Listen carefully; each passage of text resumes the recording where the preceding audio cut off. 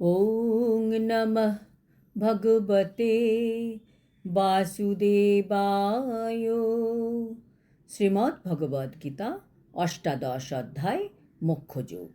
হরে কৃষ্ণ। আজ আমরা মোক্ষযোগের ৩৬ নম্বর শ্লোকটি শুনব। সুখং তিদানিং ত্রিবিধং শৃণু মে ভরতর্ষভ অভ্যাসাদ্রমতে যত্র দুঃখন্तं চ নিগচ্ছতি। অনুবাদ: হে ভারত শ্রেষ্ঠ, এখন তুমি আমার কাছে ত্রিবিধ সুখের বিষয় শ্রবণ করো, যার মাধ্যমে বদ্ধ জীব রমণ করে এবং যার দ্বারা কখনো তার সমস্ত দুঃখের অবসান হয়ে থাকে। তাৎপর্য: এই সুখ শব্দটির উপর আমাদের কী পরিমাণ আসক্তি রয়েছে। সুখ কে চায় না? সবাই আমরা সুখের পেছনে দৌড়চ্ছি। ভগবান সেটা খুব ভালো করে জানেন। বদ্ধজীব বারবার জড় সুখ উপভোগ করতে চেষ্টা করে। এভাবে সে চর্বিত বস্তু চর্বণ করে। কিন্তু কখনো কখনো এই ধরনের সুখ উপভোগ করতে করতে কোনো মহাত্মার সঙ্গলাভ করার ফলে সে জড় জগতের বন্ধন থেকে মুক্ত হয়। সাধু সঙ্গের প্রভাবই এমনই। কোনো সুকৃতির ফলে কোনো ভাগ্যে কখনো এইভাবে আমাদের সাধু সঙ্গ লাভের সুযোগ হয়ে যায়।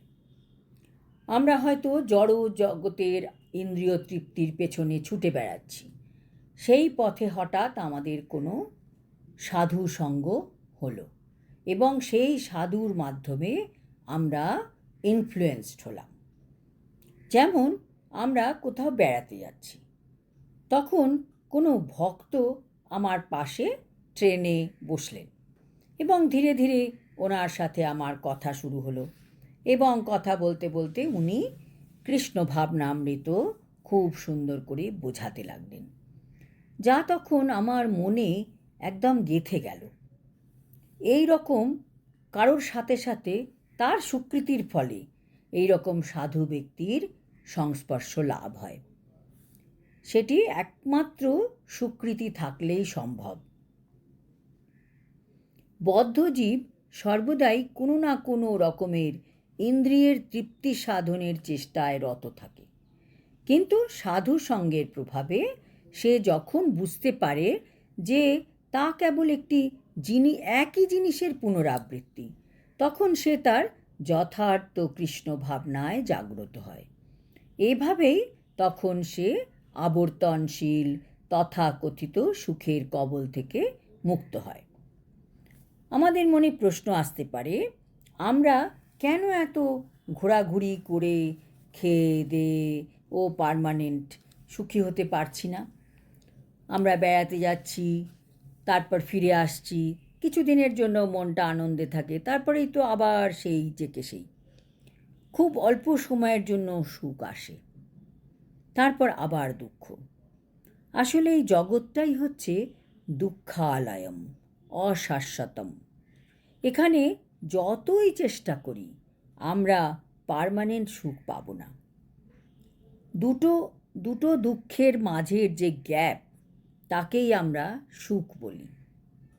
এখন এই দুঃখকে কি আমরা দূর করতে পারি? এর কি কোনো উপায় আছে?